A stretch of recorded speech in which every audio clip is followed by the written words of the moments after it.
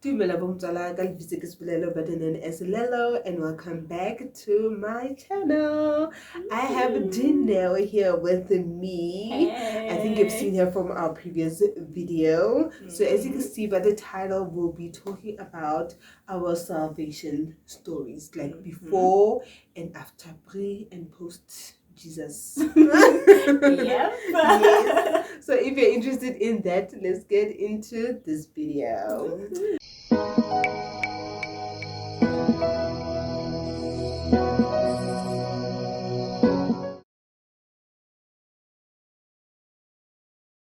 So for Wena, like, how did it start?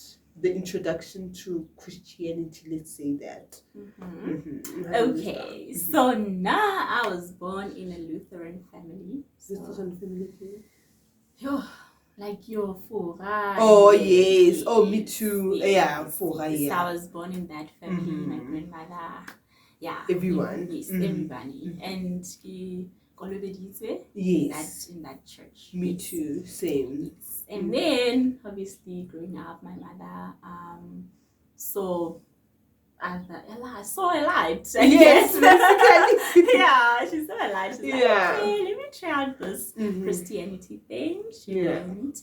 She became a Christian, and then I followed in her paths. Oh. But I think for the earliest times of my childhood, I was born again because my mother was born again. Oh, Yes. so you didn't particularly have a relationship? No, I did not. It was just that thing. Oh, my mother is doing it. Okay, I'm also You're also doing it. But then I grew up, and then I understood that okay, this is how it's done. And then I accepted Christ again for myself this time.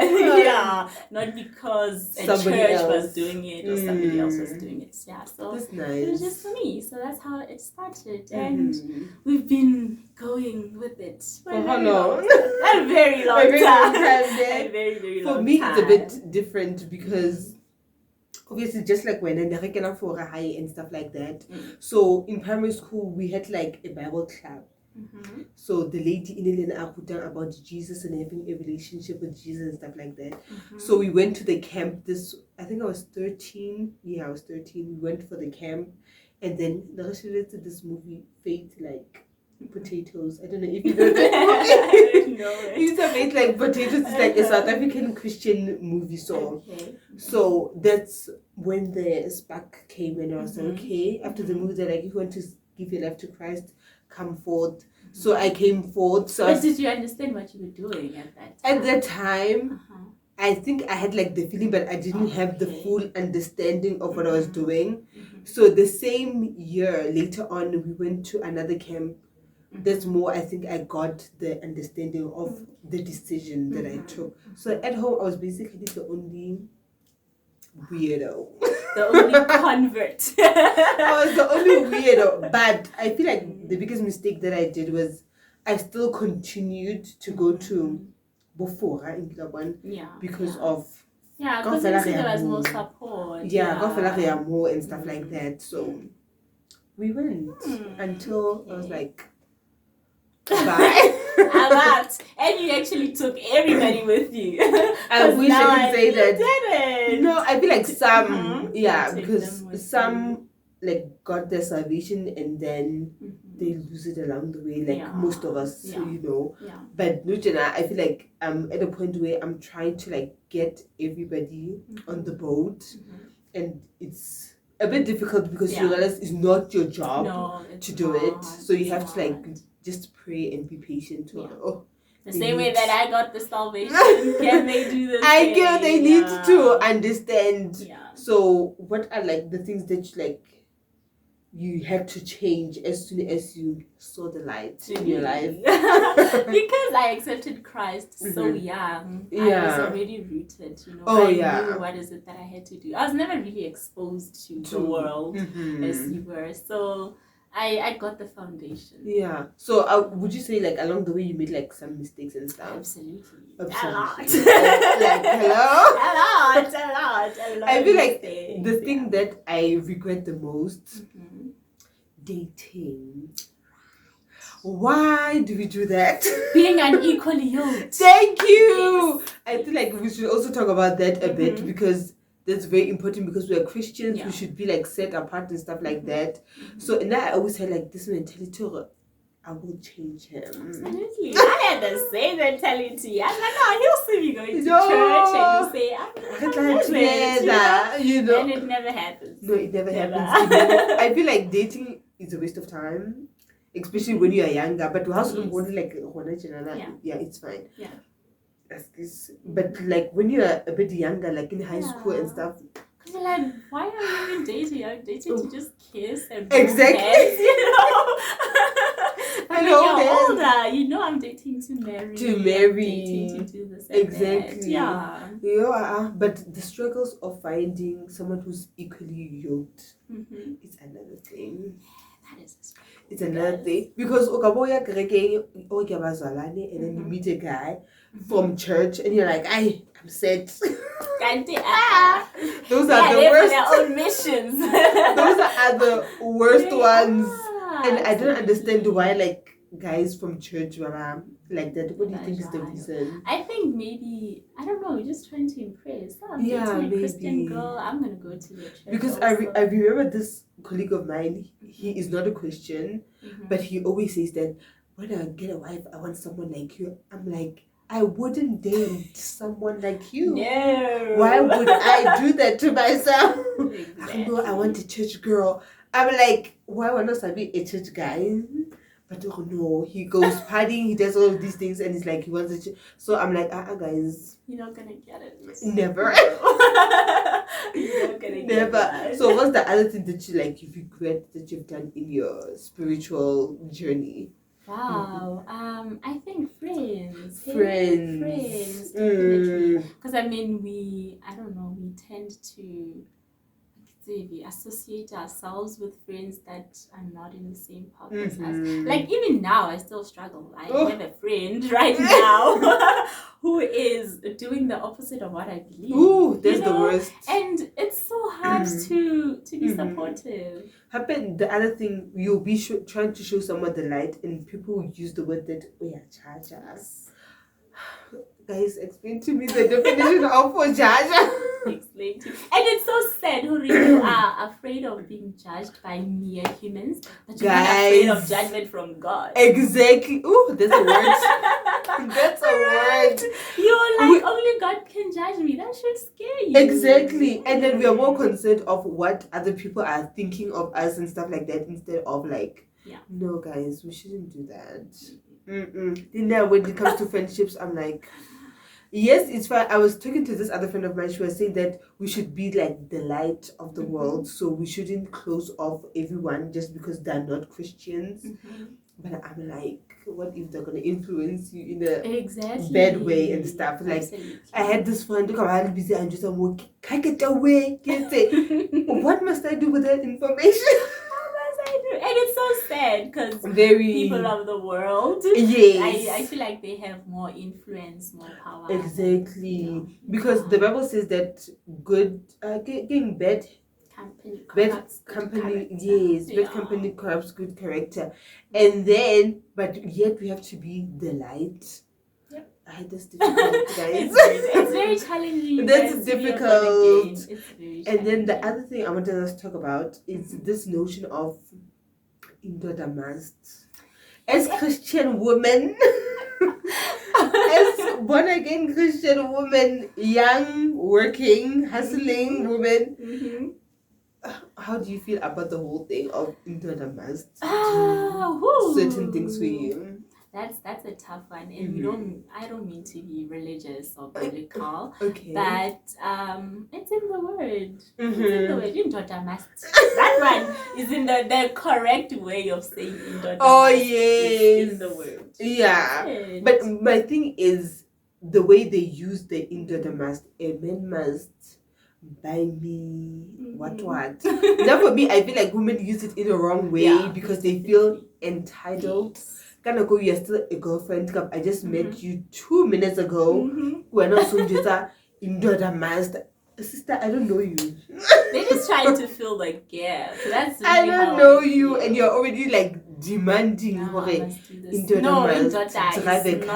is not entitled to do whatever that they don't want to do. Exactly, but I feel like we put too much pressure on men with our standards and requirements because we're like, Indoda must have a car. Sometimes it's not even our standards. The fact that Lelo is married, now I feel like, Nani, my boyfriend must propose. Even know.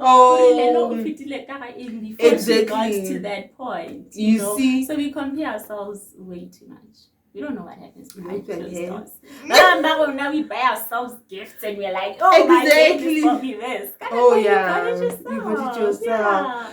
The pressure of social media, guys. Absolutely, you don't know what goes behind closed doors because you see, but what have more and stuff. Even yesterday on Twitter, I was reading something. This lady was saying, relationship Mpumile and her husband shows us the importance of getting good Christian men and stuff like that.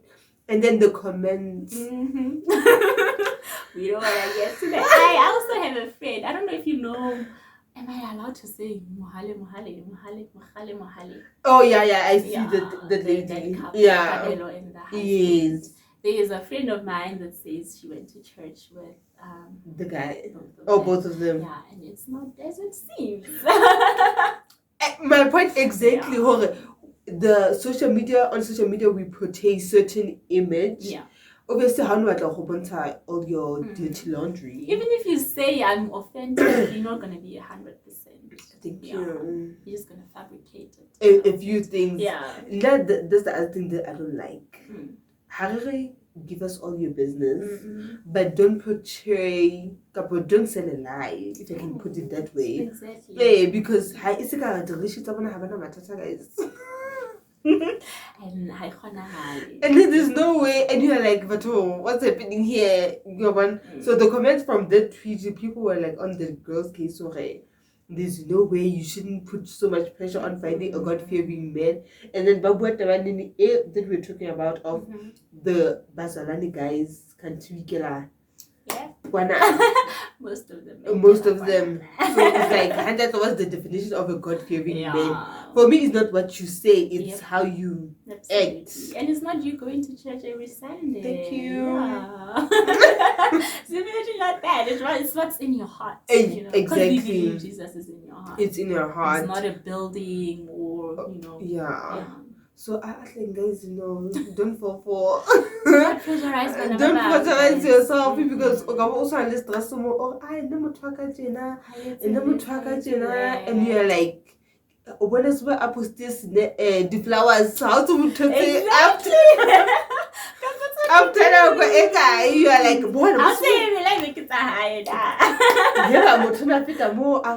Can you like a shoot? Snap from husband. Can I go next? No, guys, we need to do better. So if you were to advise your younger self, like what you know now as a Christian, like obviously we grow in our faith. So if you were to advise like your younger self, what are the things that you will say to her? Oh wow. Now honestly I don't really have a lot of regrets. Nice. Yeah, because there were lessons. If I didn't go through that, I wasn't gonna know. And in learning from other people is not really conducive because what you have went through is not gonna be the same thing that I'm gonna go through. Yeah. It might be similar, but it's not the same. Then for me, I'll just be like, just wait. Don't mind what other people are saying because I think like initially I was more concerned of what people thought about me because I'll be like, after impressing, from your parents, your siblings, you don't want to do anything wrong, but but it's good to like make mistakes once in a while, but because you learn from it. Yeah. So I would say that relax. It's fine.